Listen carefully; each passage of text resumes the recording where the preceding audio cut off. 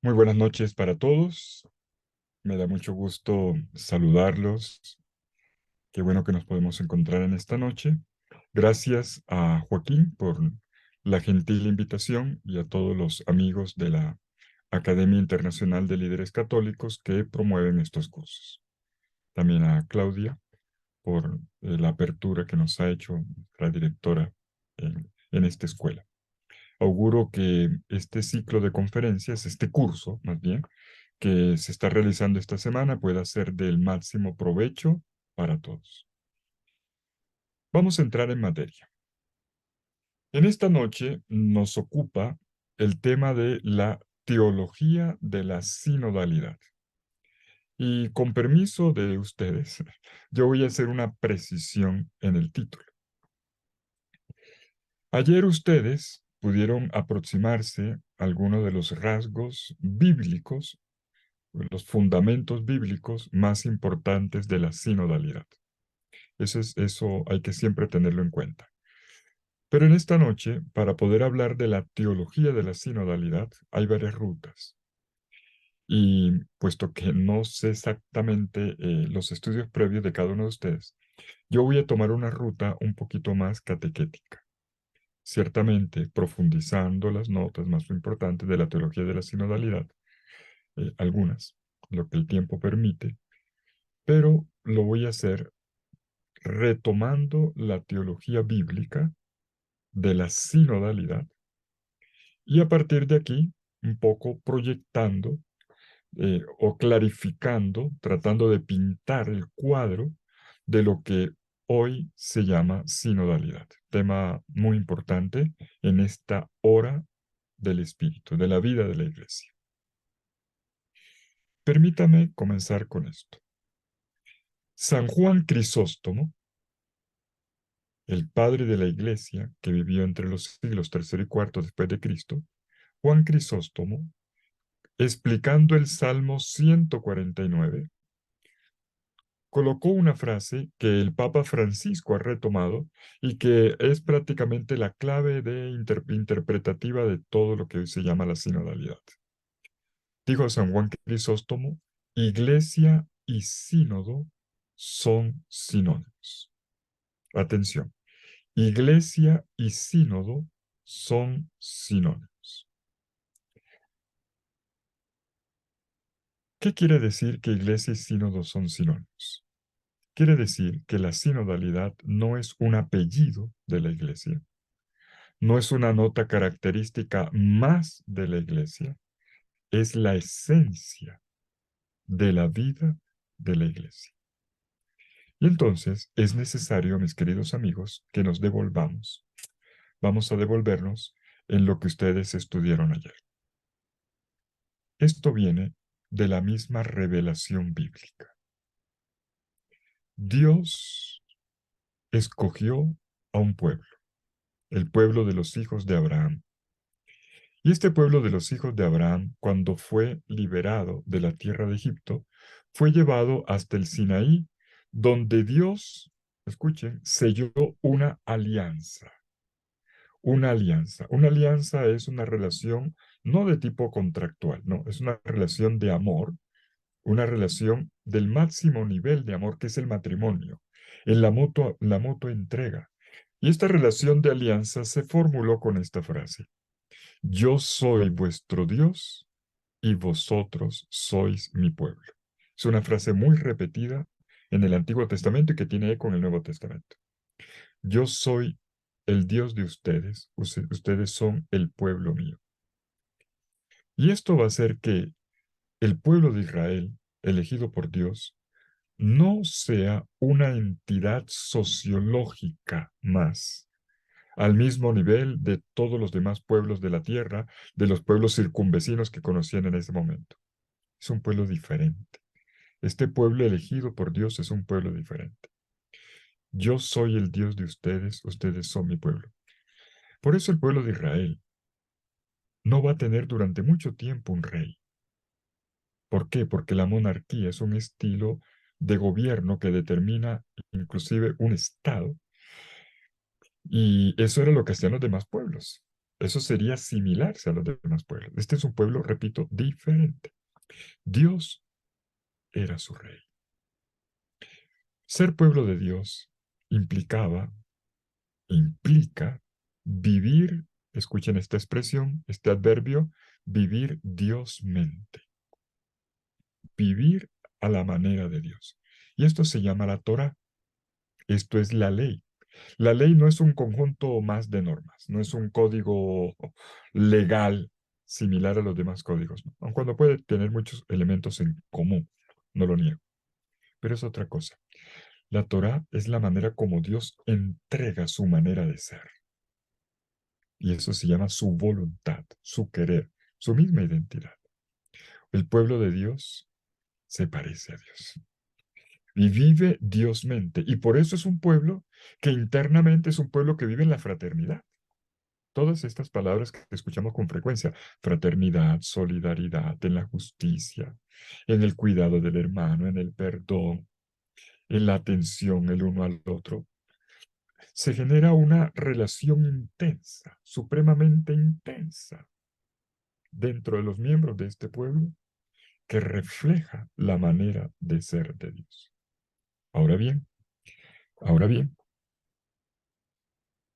esta, este pueblo de Dios tomó un nombre desde el desierto, desde el Sinaí y en su caminar con el desierto, donde el pueblo de Dios se creó, se constituyó, venía de Abraham, sí, pero este pueblo nace en el Éxodo. Hay un canto católico que dice, el pueblo que en la Pascua nació. Eso es pura, pura verdad. Dios engendra a su pueblo y por eso pasa por agua. Esto es pura teología bíblica. Pasa por agua, no una vez, sino dos veces, porque pasar por agua es nacer. Y entonces Dios genera esta nueva realidad en el mundo, que se llama pueblo de Dios, pero tiene un nombre técnico. Se llama en hebreo, escuchen el término, Kahal Adonai. La Kahal Adonai. Kahal significa la asamblea del Señor. La asamblea del desierto es la asamblea del Señor. El pueblo se llama a sí mismo asamblea. Cajal, además, el término que he traducido en español como asamblea, en realidad significa convocación. Escuchen, vocación, convocación. También de ahí viene la palabra congregación. Es un pueblo llamado y por eso la marca abrámica, el ADN abrámico es fundamental. Es el pueblo de los llamados. Cada miembro del pueblo es llamado. No, el pueblo de Dios no se forma, y aquí vuelvo a insistir, no es una entidad sociológica comparable a cualquier grupo civil que conocemos. Esto es una nueva creación de Dios, una realidad divina de la teología, una realidad creada por Dios. Este pueblo de Dios nace porque Dios lo invita, porque Dios lo llama, y el pueblo le dice sí, le responde, y los dos sellan la alianza. ¿Estamos claros hasta aquí? Fundamentales. Si este es el pueblo de los llamados que responde, esto es la asamblea. La asamblea cajal significa los que han llamado y han respondido. No se llega al pueblo de Dios si no es porque Dios lo ha invitado. Y Dios llama. Dios llama. No por voluntad, pues yo me quiero agregar, dónde me matriculo, dónde pago la inscripción. No, tú escuchas un llamado. Y este es un Dios que se quiere poner el anillo con todos los pueblos de la tierra. Y entonces aquí nuestro concepto comienza a agrandarse. Yo he dicho Israel, y seguramente ustedes están pensando, algunos estará pensando, el Estado de Israel que está allá en Medio Oriente. No, ese es un Estado de Israel creado ahora. Dios llamó a un pueblo, el pueblo de Israel, sí. Estamos hablando del pueblo que está testimoniado en la Sagrada Escritura, en la Biblia, y que hace todo un proceso, todo un camino, hasta Jesús de Nazaret. Entonces, este pueblo de los llamados tenía una misión. Esta comunión con Dios era para una misión en el mundo. Y entonces podemos decir que una vocación es una convocación, porque este pueblo es un pueblo semilla, es el inicio de lo que Dios quiere hacer con todos los pueblos de la tierra. Y es ahí donde a veces puede darse alguna confusión, algún equívoco, alguna imprecisión conceptual. Dios quiere que todos los pueblos de la tierra sellen la alianza con Él. Dios no creó una etnia, un estado aparte de los demás, no. Comenzó con un grupo sí, con un pueblo sí, pero su finalidad era ser bendición, era ser irradiación para todos los pueblos de la tierra, de manera que esta alianza de Dios involucrara a todos los seres humanos creados por Dios. Todos tenemos ese llamado. Todas las criaturas de Dios tenemos ese llamado. Y Dios nos creó para la relación con Él. Existimos para la comunión con Dios, para vivir en Dios. Nuestra vida viene de Dios y se realiza plenamente en Dios. Y este es el anuncio que hacemos a todos los pueblos de la tierra. ¿Y qué ocurre? Esta Cajal Adonai, esta asamblea del Señor en el desierto, se va a convertir en el Nuevo Testamento en la eclesía cristiana. Un detalle. Este término que yo dije en hebreo, Cajal, en griego se dice eclesía, es lo mismo. Asamblea, asamblea. Pero ¿qué novedad tiene esta eclesía? Es precisamente con la persona de Jesús, el Hijo de Dios, el Mesías, el último y definitivo rey enviado por Dios al mundo. Dije al principio que no había reyes, Dios era directamente el rey, pero Dios luego elige sus lugartenientes. Esa es una historia un poquito compleja que no es de estudiar en este momento, pero Dios elige los reyes, son sus lugartenientes, no reemplazos de Dios. Y Dios anuncia un rey definitivo que será como él. Y ese es el Mesías Jesús, y por eso es el Hijo de Dios. Fundamental ese dato también. Y es con Jesús que Dios abre esta alianza para todos los pueblos de la tierra. Esta es la nueva y definitiva alianza que se sella en su sangre. Y por eso con Jesús se va a decir, vayan a todos los pueblos de la tierra. Mateo capítulo 28, versículos 19 y 20.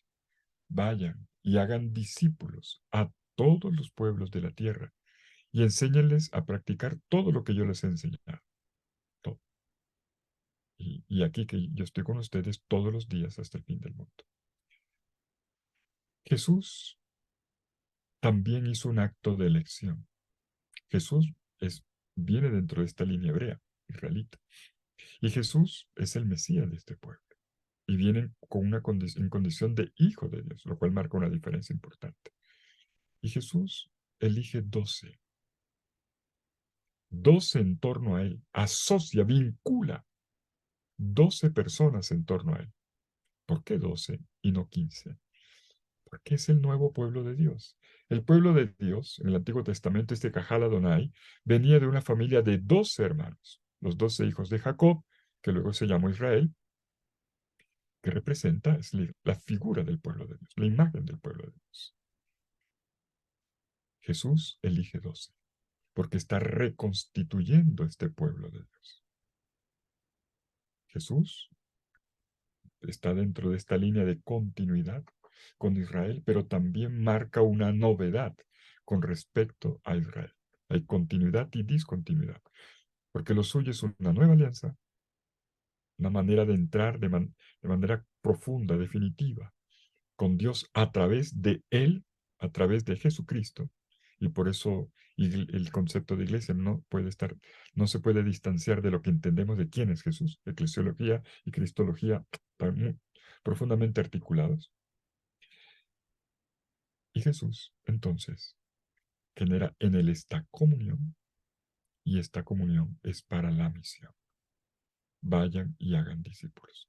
O como dice el texto de Hechos de los Apóstoles 1:8, recibirán el poder, la dinamis, la fuerza del Espíritu Santo y serán constituidos en mis testigos.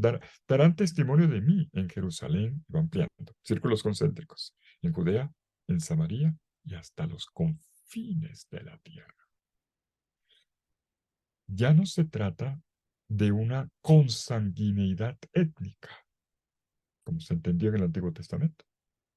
Ahora se trata de una consanguinidad en el Espíritu Santo, en la misma persona de Jesucristo. Y entonces podemos pertenecer a cualquier raza, cultura, como dice el libro del Apocalipsis, cultura, lengua, nación, de todos los pueblos de la tierra, y somos hermanos, en la misma persona de Jesucristo. Y esto se sella en el bautismo. Somos bautizados en el bautismo de Cristo, injertados en la persona de Él. Bueno, he querido volver sobre esto. Yo no estuve en la conferencia de anoche, pero esa es la base de la sinodalidad en la revelación bíblica. Y no podemos hablar de una teología de la sinodalidad si ese punto no está claro, si no está bien fresquito y lo tenemos delante.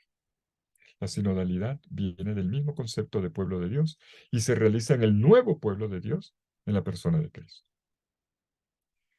¿Qué es entonces la sinodalidad? Es la manera de vivir la comunión y la misión en la iglesia con la participación de todos. Es vivir como la asamblea del pueblo de Dios. Un pueblo de llamados, ya lo dije, pero para que este pueblo de llamados sea mediación de la llamada que Dios hace a través de la misión, de la predicación, del anuncio a todos los pueblos de la tierra para que bautizados en Cristo formemos esta misma familia. Lo que el Papa Francisco ha querido colocar en primer plano en este tiempo de iglesia es un volver al fundamento, es un volver a la raíz. La iglesia se renueva volviendo a su raíz, al propósito de su Señor, cuando crea el pueblo de Dios, de Jesús cuando se llena el nuevo pueblo de Dios. Además, un pueblo de Dios eucarístico, bautismal, en todo esto, en el poder, en la fuerza vivificadora del Espíritu Santo para llevar adelante la misión. Sinodalidad es la manera de vivir la comunión en la iglesia. Y esta comunión es para la misión. La iglesia, el pueblo de Dios, no existe para sí mismo. No es una finalidad en sí mismo. Filautía, decían los padres del desierto, los primeros siglos del cristianismo, como una especie de autorreferencialidad, de mirarse a sí mismo. No, es en función de.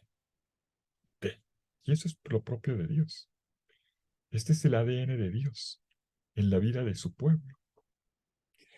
Si nosotros hemos dicho hace un momento que este pueblo de Dios fue creado para vivir Diosmente, podemos decir ahora en la plenitud de la revelación, porque la revelación es un proceso. Cuando llegamos a la plenitud de los tiempos en Cristo Jesús, se trata de vivir Jesúsmente, en el poder del Espíritu Santo, realizando el proyecto del Padre. Eso que he dicho aquí es lo fundamental. De aquí entonces se van a derivar tres líneas que me permito exponer enseguida. Pero hasta aquí espero que estemos claros. He retomado lo que es la sinodalidad, volviendo a colocar el punto, el fundamento desde la revelación bíblica, porque es revelación bíblica. Esto no es un invento del Papa Francisco, ni de ningún otro, ni de un teólogo o de un grupo de presión en la iglesia. No, no, no, no, esto es la esencia. Y por eso he querido recordar la frase de San Juan Crisóstomo con la cual empecé, y la voy a repetir. Iglesia y sínodo son lo mismo. Iglesia y sínodo son la misma cosa, porque sinodalidad es la manera de ser iglesia. Es lo mismo que ser iglesia. Vamos entonces, a partir de aquí, dicho esto, a derivar tres rutas de reflexión. Voy a plantear tres preguntas. Joaquín me había pedido una, Yo voy a plantear tres. Primero, ¿por qué estamos hablando de sinodalidad? Dos, ¿qué diferencia hay entre sinodalidad y sínodo? Importante aclarar eso. Y tercero, quisiera mostrar de qué manera la iglesia nace y crece en la sinodalidad.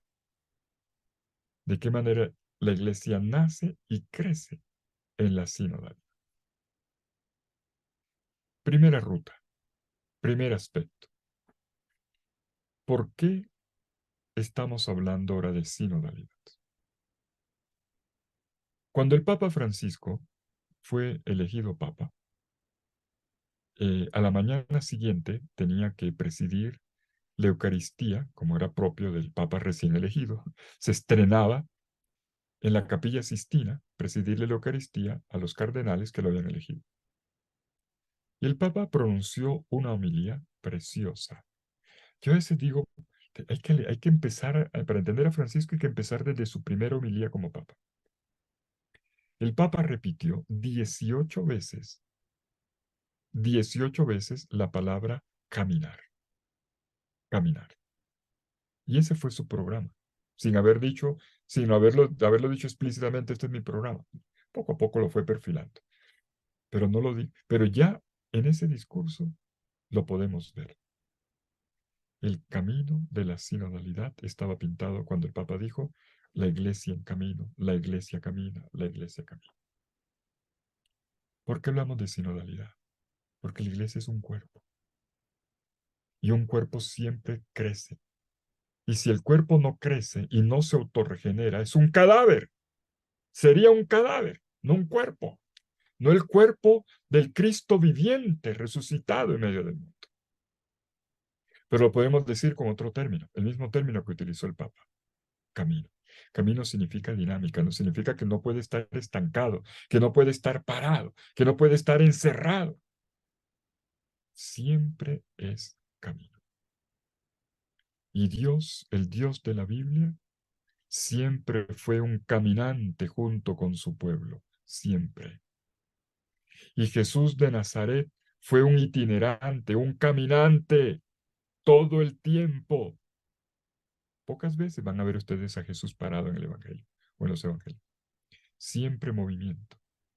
Y todo el Evangelio es una ruta, es un camino. Los 4 Evangelios lo dicen, pero de manera especial Lucas y los Hechos de los Apóstoles acentúan esta perspectiva. Y Jesús envía a la iglesia a seguir caminando, no a estar parada, a estar en movimiento por las rutas del mundo, pero ella misma también dinamizándose. Y esto lo hace el fuego del Espíritu Santo. Él pone fuego en los pies y pone pasión para evangelizar. Entonces, podemos decir, queridos amigos, esta iglesia, camino, se va a llamar a sí mismo el camino. En los Hechos de los Apóstoles, la iglesia no tenía una denominación fija. Jesús mismo tampoco se la puso. Ellos se llamaban los hermanos y las hermanas, porque Jesús había dicho, ¿quién es mi madre y mis hermanos? Y ellos se llamaban hermanos. Eso fue una denominación muy fuerte, una fraternidad. Pero también se llamaban los discípulos del Señor. Pero también se llamaba el camino. Camino en griego se dice jodos. Jodos, no odos, sino jodos. H-O-D-O-S. Y esa H suena levemente. Jodos. La iglesia se llamó a sí misma el camino. Y esto tiene importancia. Que ella se llame a sí mismo, que esa sea su identidad, es fundamental. Porque Dios es camino. Dios siempre está en camino. Jesús se llamó a sí mismo camino, verdad y vida. Siempre estuvo en camino e impulsó a la iglesia para estar siempre en camino. La palabra sínodo viene de ahí. Jodos, camino, sin significa juntos, así como sinfonía, sinfonos, sonidos juntos, en armonía. Yo a veces prefiero decir, mis queridos amigos, Más que caminar juntos, yo prefiero decir caminar en fraternidad o una compañía que camina. Una compañía que camina. Un estar en compañía, pero caminando. Siempre caminando. Tal vez caminar juntos tiene una connotación, pues, pero esta compañía que camina fue el punto fundamental de la renovación de la iglesia, este volver a la raíz, a la fuente, fue un punto fundamental de la renovación de la iglesia en el Concilio Vaticano II. La iglesia, a lo largo de su camino, bueno, como nos pasa a todos, pues va, necesita revisarse, mirarse en el espejo de la palabra y decir, bueno, ¿qué es lo que el Señor quiere de nosotros? ¿Por qué estamos aquí? Y el Concilio Vaticano II lo volvió a hacer. Y las dos constituciones dogmáticas, bueno, una dogmática y la otra no, dos documentos fuertes después del documento que nos invita a mirar a lo alto, que es el documento de la liturgia, Sacrosanctum Concilium, pero en diálogo con Dios, Dei Verbum, sobre la divina revelación, sobre la palabra de Dios, la iglesia se miró a sí misma en su identidad.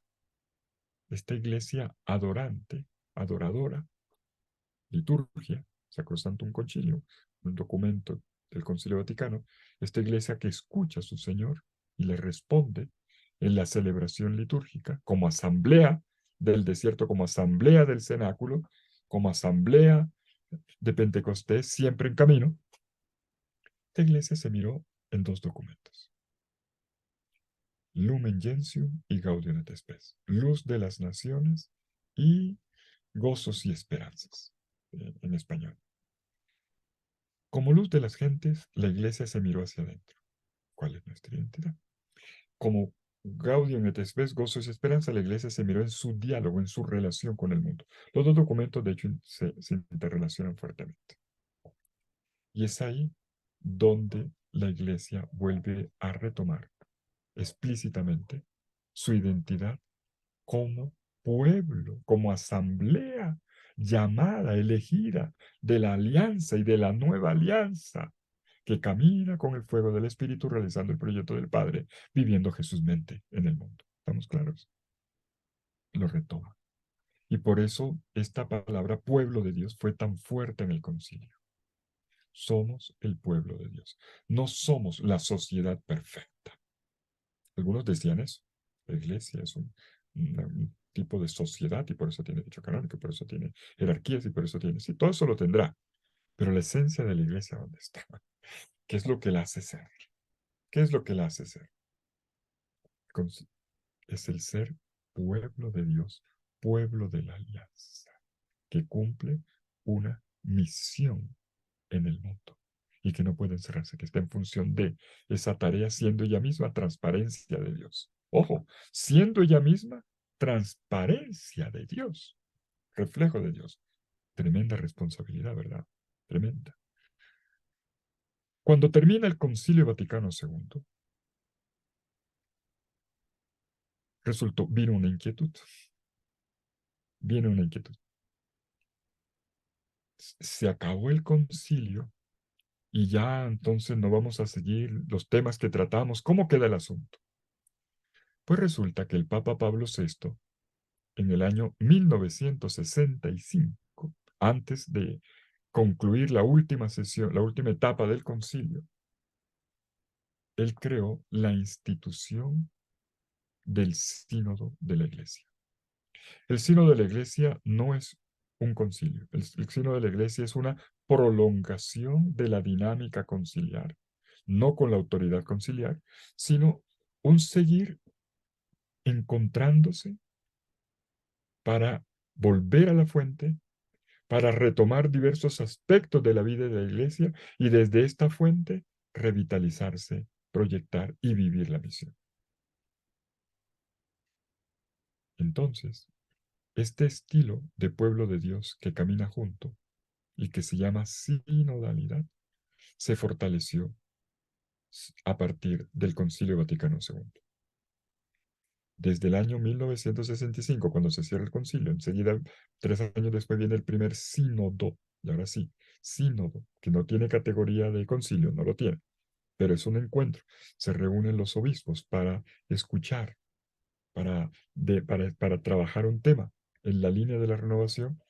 Esto se siguió repitiendo en el año 70, en el año 73, en el año 75, año 78, y así sucesivamente. En el año 2015, bueno, había sínodos ordinarios, sínodos extraordinarios, eso no los quiero cansar con todos esos detalles.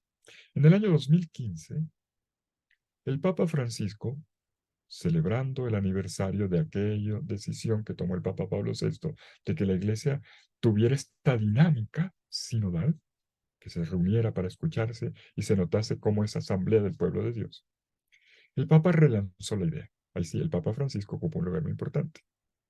Era la conmemoración de los 50 años del Sínodo de los Obispos.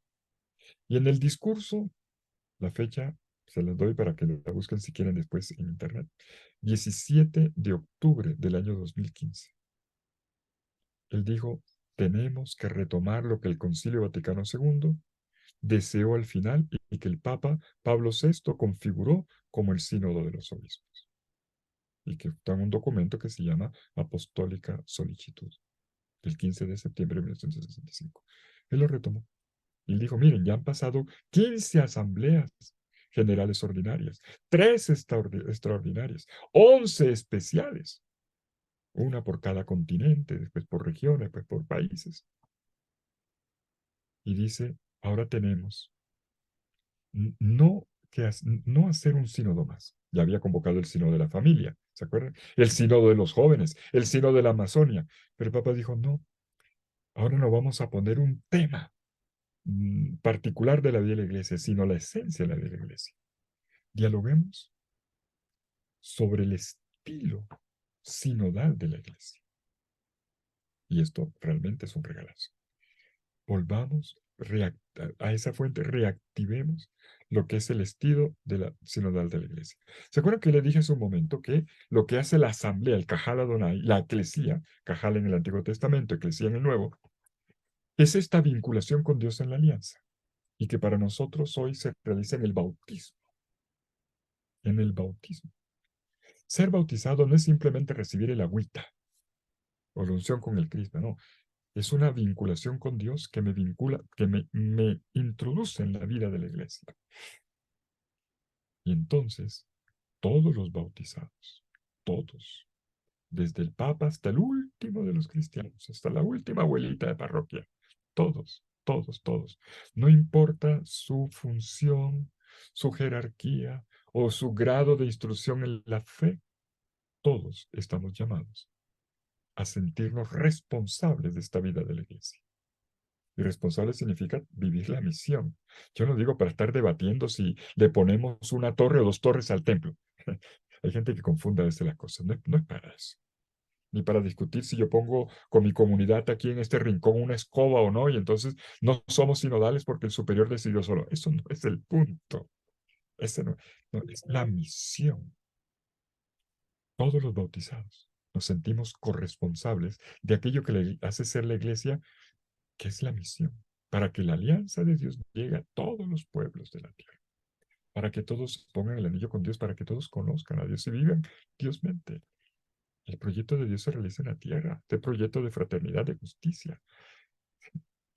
¿Qué anhelamos? ¿Y qué es el sueño de Dios? Entonces, viene aquí un punto importante, la totalidad. Acabo de decir, retomamos desde el bautismo, ¿verdad? Desde el bautismo. Miren cómo se va armando la teología. A partir de esto que el Papa dijo en el año 2015, retomemos lo que dijo el Papa Pablo VI o lo que él quiso hacer cuando terminó el Concilio Vaticano II, que la iglesia es pueblo de Dios y que camina junta. Entonces se colocaron las bases. Las bases. Acabo de decir la primera. ¿Cuándo realmente podemos decir que caminamos sinodalmente? Uno, cuando todos los bautizados tenemos sentido de pertenencia. Cuando todos asumimos nuestra tarea evangelizadora. Y lo hacemos junto con la comunidad. Segundo, esta totalidad de los fieles, de los bautizados, tiene la unción del Espíritu Santo. Recordemos Pentecostés, recordemos el cenáculo, como Jesús sopla el Espíritu Santo. Y por lo tanto, todos tenemos Espíritu Santo. Y todos podemos escuchar lo que el Espíritu Santo le dice a la iglesia y la llama a hacer. Todos estamos en condiciones de discernir los nuevos llamados de Dios hoy en la historia. Punto número 2, fundamental. Uno, todos los bautizados tenemos un lugar, una tarea, una responsabilidad. 2, todos los bautizados tenemos la unción del Espíritu. No solamente nuestros pastores, nuestros queridos obispos, nosotros los sacerdotes, no, todos. Y por lo tanto, aquí se va a acuñar un punto importante. El sensus fidei, lo dije en latín, ¿eh? El sensus fidei. Es decir, hay un sentir de la fe que hace que el pueblo de Dios pronuncie también una palabra de sentido y valor que viene del Espíritu. ¿Cómo discernir esta voz del Espíritu? ¿Y cómo pronunciar esta palabra hoy? Y que es una palabra profética. Y que es una palabra que orienta la historia. Y que es una palabra que evangeliza. Eso se llama sinodalidad. Segundo elemento. Segundo elemento constitutivo, diferenciador. Y paso al tercero. El Espíritu Santo, el Espíritu de Cristo, unge, ilumina, sostiene tanto a pastores como a fieles, como lo acabo de decir, al resto de los fieles, para que caminemos juntos. Para que caminemos juntos. Es decir, para que tomemos, caminar significa tomar decisiones juntos, para que hagamos proyecto de iglesia juntos. El Espíritu da no solo a los pastores, sino también a todos los fieles su olfato, para que encuentren nuevos caminos, los nuevos caminos que el Señor le abre a la iglesia. Entonces viene aquí el momento de discernir y decidir. Hablé en el punto número, el segundo elemento característico es un sensus fide, todos por la unción del Espíritu, pero ahora todos estamos llamados participativamente desde esta comunión y en función de la misión a decir, a aportar en el proyecto de iglesia. Nadie puede decir, no, yo me quedo en mi casa ya que decidan en el tema, decidan allá en la comunidad por mí. No, no. Discierne, escucha, discierne, decide y asume. Claro, compromete. Y es aquí donde yo quiero llamar la atención sobre un punto, el mismo Papa Francisco en sus intervenciones, a veces nos lo recuerda, nos da duro.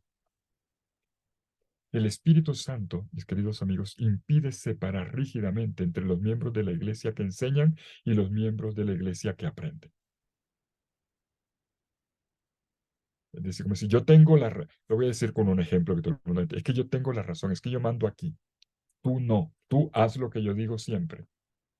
Mira, hay un pastoreo, hay una autoridad, y esto el Señor, fue el Señor el que quiso que fuese así.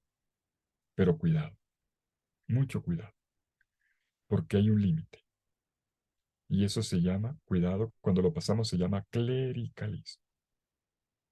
Clericalismo es una manera de ejercer la autoridad en la enseñanza o en la docencia que desconoce el valor, la palabra, la aportación de los otros hermanos que no están en la jerarquía. Y todo esto, fíjense que es importante porque viene una renovación importante de la iglesia. Papa Francisco lo ha repetido.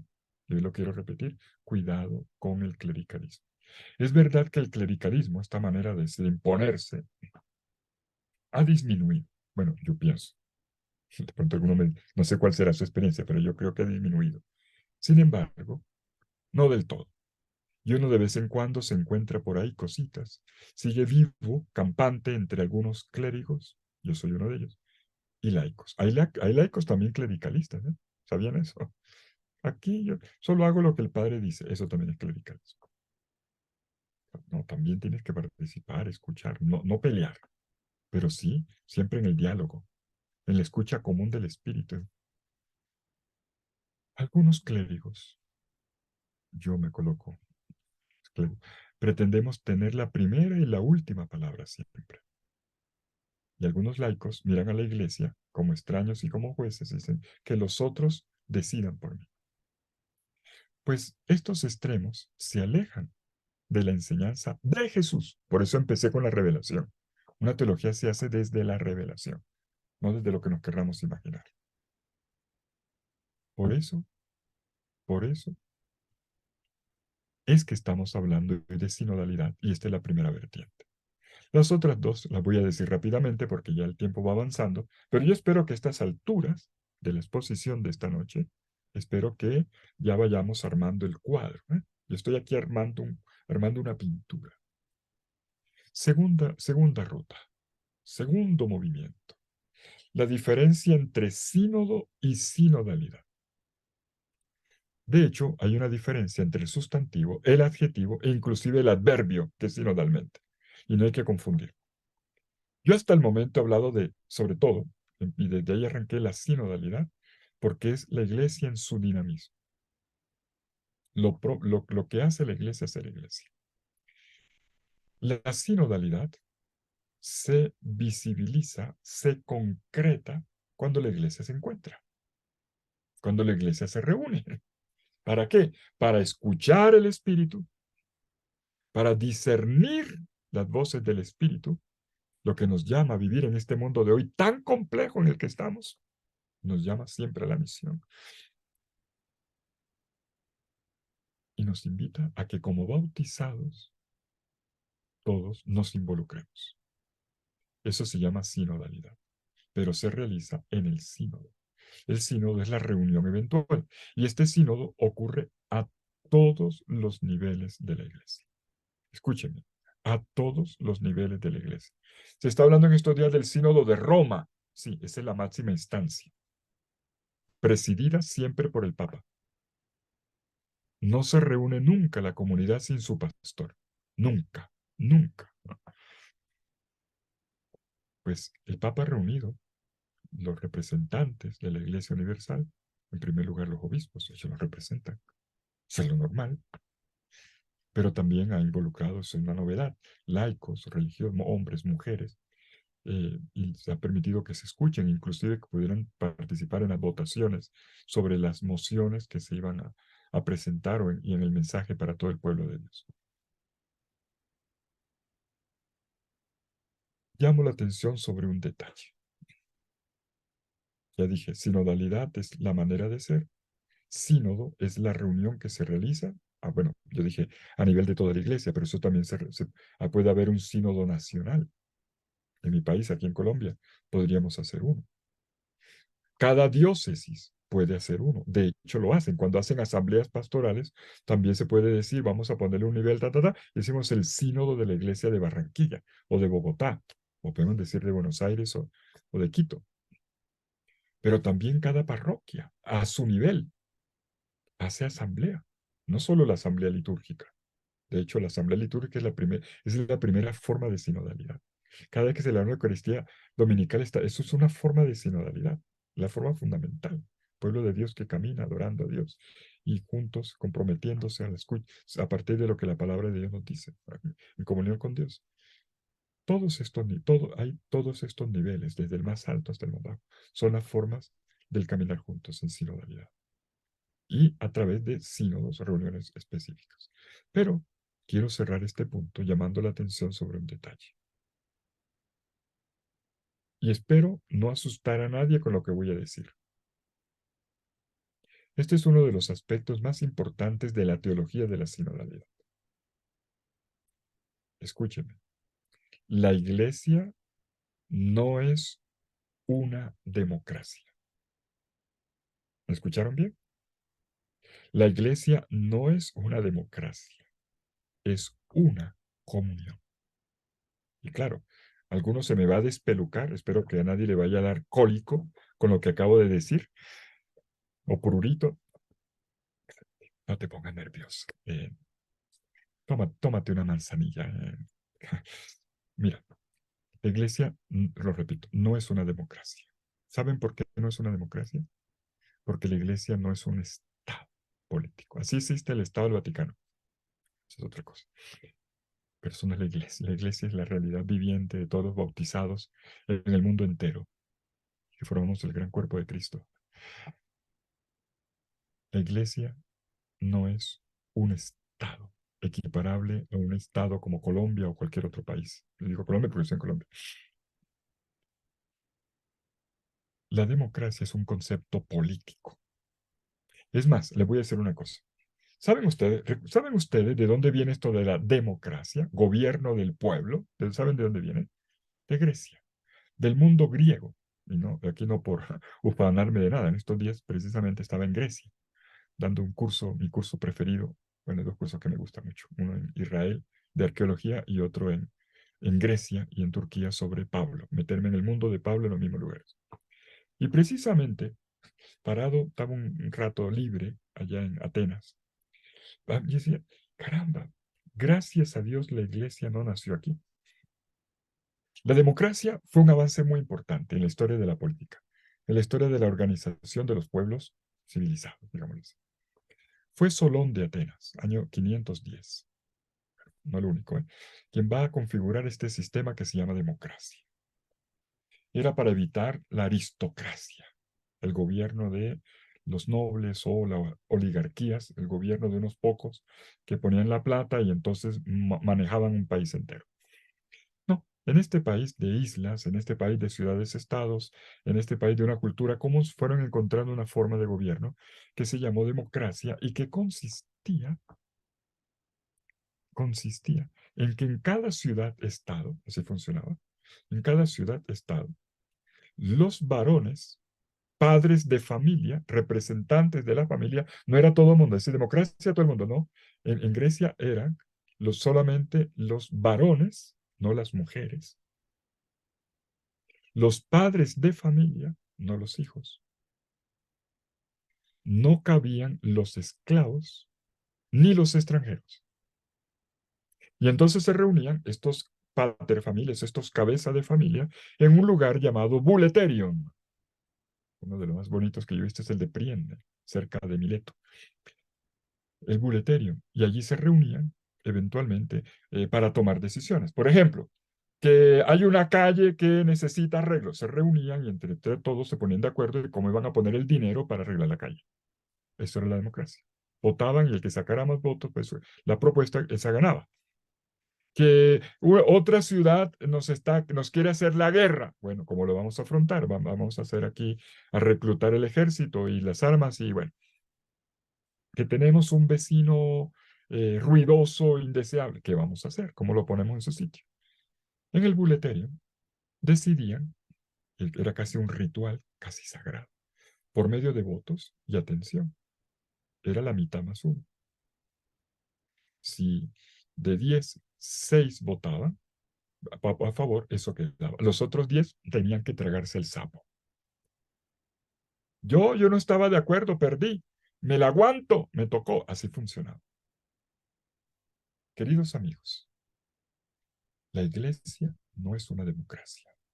Principio fundamental de la sinodalidad. Es una comunión. Porque la comunión es un paso adelante con respecto a la democracia. Es un paso adelante. Es mucho más fuerte, es más exigente, es un nivel mayor que la democracia.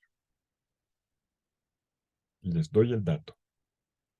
Los primeros cristianos, miren las cartas de Pablo, ya desde los Hechos de los Apóstoles, está en la narrativa, pero miren las cartas de Pablo. Gálatas 2:28. Dice, no hay judío ni pagano, ni hombre ni mujer, ni esclavo ni libre, porque todos son uno en Cristo Jesús. Todos han sido bautizados en Él, son uno. Esto es lo contrario de la democracia. Es decir, lo contrario no. Es un paso adelante con la democracia. Por eso es que a Pablo lo echan de las ciudades. Ojalá un día me dé la oportunidad de explicárselos allá mismo, en Filipos, en Tesal. ¿Por qué lo echaban? Porque Pablo predicaba una manera de ser comunidad que era contraria, era vista como antisocial, ¿me entienden? Antisocial era que aquí solamente vienen los hombres, las mujeres no hablan. Y Pablo dijo, no hay hombre ni mujer. Las mujeres sí hablan. Me padre Fidel, pero en el capítulo 14 de Primera Corintios, Pablo dijo que las mujeres se callen en la asamblea. Es que no ha entendido nada. Ya se lo explico. No ha entendido nada el que me agarre ese texto. Pablo es mucho más claro en 3:28. Todos, varones y mujeres, tienen importancia. No hay ninguno en segundo lugar. Y su palabra vale. No solamente los judíos, también los paganos. Ese es el lío de Pablo. ¿Cómo es que Pablo introduce paganos y no los obliga a la circuncisión y no les impone la ley de Moisés? Ese es el tema. Y por eso a Pablo lo van a perseguir, ¿no? Provocado por un grupo de judíos que no aceptaba este tipo de modificaciones que viene del cristianismo.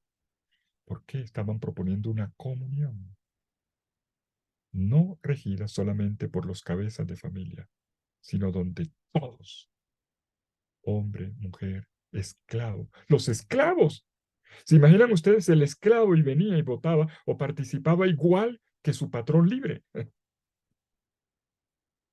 Los niños, los menores de edad, los jóvenes podían hablar. Esto va más allá. Pero el elemento fundamental, la iglesia no es una democracia, la iglesia es una comunión de bautizados, todos dignificados en la persona de Cristo, en esta comunión con Él. Mis queridos amigos, lo propio de la comunión es el consenso. Dije hace un momento explicándoles, recordando la democracia se define por votos, ¿verdad? Y el que ganó, ganó, y el que perdió, perdió. Consenso es otra cosa. No procedemos hasta que todos no estemos de acuerdo. Y eso es difícil, ¿eh? Y entonces nunca vamos a poder porque nunca falta el sinvergüenza que no deja, que es terco, que no deja caminar. Bueno, pero esa es la propuesta. Mateo capítulo 18, versículo 20. Perdona que cite la Biblia, porque la revelación es la fuente de todo.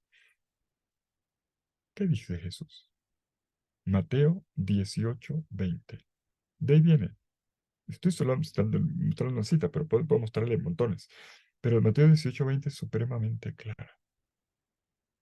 Jesús dice, yo estoy en medio de ustedes. Cuando dos o tres se ponen de acuerdo, eso es ponerse de acuerdo, eso es difícil. Si dos ponerse de acuerdo es difícil, tres es más difícil y 10 es más difícil todavía. ¿Han participado alguna vez en una reunión?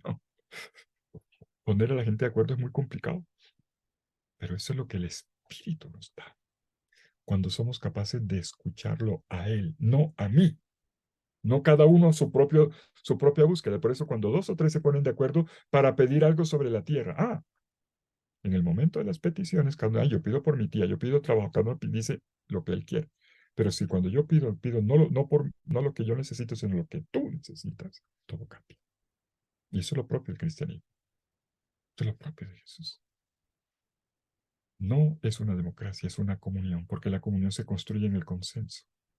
Y con esta gran ruptura de las diferencias, ahora en la gran comunión generada bautismalmente en el Espíritu Santo, y repito, para vivir el proyecto del Padre revelado en Cristo Jesús. Entonces, un ejercicio de sinodalidad no puede ser sin espacios de sínodo. ¿Me entienden ahora? Sin espacios de sínodo a cualquiera de sus niveles. Y esto es lo que en la iglesia estamos tratando de reflexionar. ¿Cómo hacer esto juntos? El Papa, esa fina ironía de nuestro Papa Francisco, que lanza cositas cuando algunas cosas no son y las corrige, él dice que la iglesia no es un parlamento. Y a veces pensamos que es con solo hacer encuestas o el opinadero, la tertulia. No, la escucha común del Espíritu en nuestra condición de bautizados, construyendo el consenso, buscando juntos. Y Y claro, siempre va quien jala para allá, quien jala para acá, y algunos dicen, y entonces va a haber un cisma, y otro dice que no sé qué, y que la corriente A, que la corriente B. Pues ese es el reto, tremendo reto, para que todos seamos uno. Juan 17, para que todos seamos uno. Esa frase de Jesús no era simplemente para el lema del ecumenismo, para cuando la iglesia se dividieran, no Jesús, y para que se volvieran a unir. No, le está hablando desde la naturaleza de la iglesia, la naturaleza misma de la iglesia. Y termino, discúlpame Joaquín, que me he tomado un poquito más del tiempo, pero ya voy a terminar. Tercera y última ruta, tercera y última ondada. La iglesia nace y crece con la sinodalidad. Acabo de subrayar, a propósito de esta diferencia y relación, correlación entre sinodalidad y sínodo. La importancia de la preposición sin, junto con o con, una compañía que camina, y que es lo que le da forma a la palabra sínodo, juntos. Una simple preposición que es capaz de expresar nuestro vínculo con Cristo. Y no puedo terminar sin decirles dónde está ahora lo que permite dinamizar. Escúchenme lo que voy a decir. Otra nota de la teología bíblica.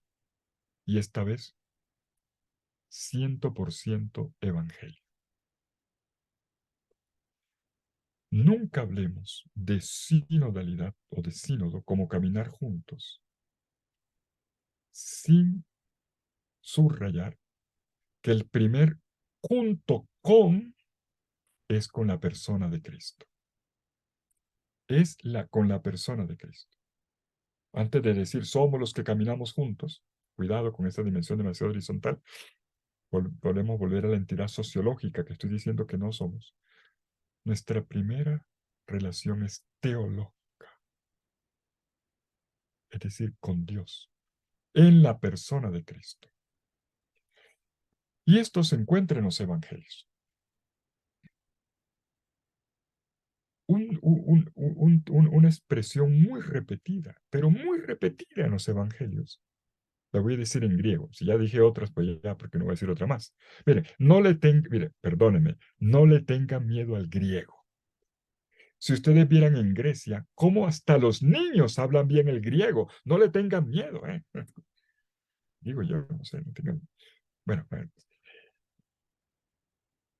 hay una expresión griega que es sin auto. Estamos hablando de sin jodos, caminar, camino, junto con, pero la primera forma es el sin auto. Auto significa él. Autos en griego es él. Junto con él. Esta expresión sí que se repite, esta tecla en los evangelios. Y caminaban con él, los llamó para estar con él. Y dele con él, con él, con él, con él, con él.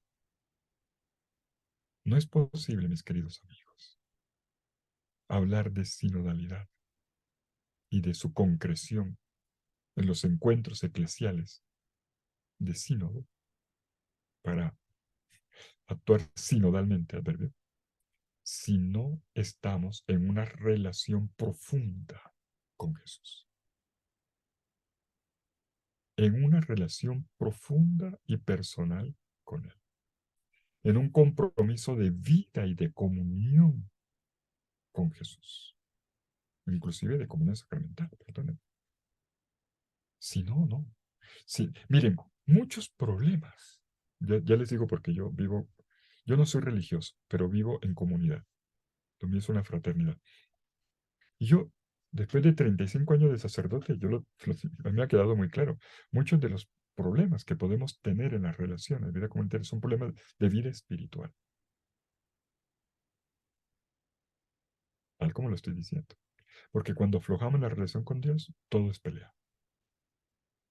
Porque estoy pensando en mí, en mis puntos de vista. El sin autos, el con él, es lo que hace posible el sin jodos. Quedó claro y ese es el punto con el que quería terminar. Primero junto con el Señor y luego junto con los hermanos y hermanas, con todos los creyentes. Y entonces veremos que hay un sínodo en todos los caminos del mundo. Esto que acabo de decir, que está en los Evangelios, vuelve a aparecer fuertemente en los Hechos de los Apóstoles. Otra palabra más, la última, y no lo voy a cansar más. Otra palabra más en griego, koinonia. Koinonia, comunión. Koinonia. Hechos de los Apóstoles 4:32. El término koinonia se repite 5 veces en ese capítulo, pero 4:32 es, y todos tenían un solo corazón y una sola alma. Oigan, un solo corazón. Sentimos juntos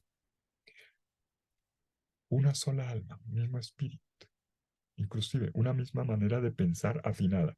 No es que pensamos todos con el uno en el otro, no, pero todos somos capaces de mirar en la misma dirección. Eso se llama koinonia.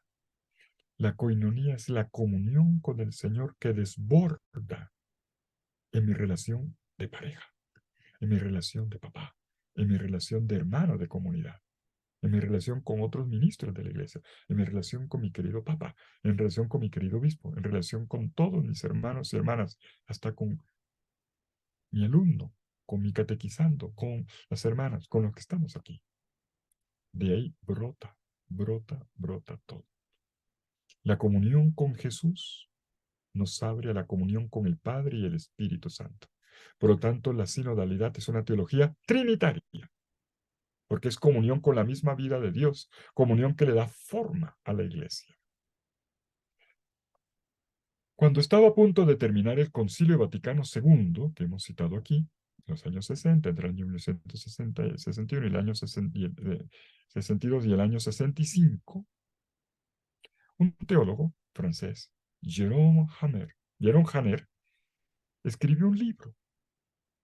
Ojalá algún día, es un libro del año 1965, pero qué librazo, porque es teología, pero sobre todo espiritualidad. O sea, estas personas sabias que dicen lo esencial en pocas palabras. El libro lo tituló L'Église est une communion. La iglesia es una comunión. Y esto fue lo que el concilio dejó claro, como la naturaleza misma de la iglesia, allanando todo el camino para esta iglesia de comunión, que es lo mismo que de sinodalidad. Y no es más que la realización de una continua koinonia. Comunión es la primera palabra clave del camino sinodal.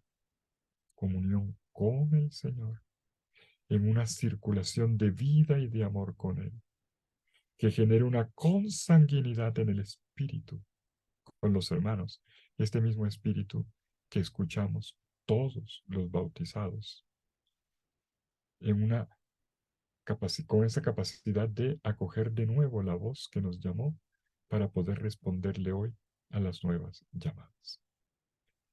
El cuerpo de la iglesia. Bueno, esta conferencia la estoy pronunciando en unos días en que la iglesia ha sido un poquito golpeada en Estados Unidos.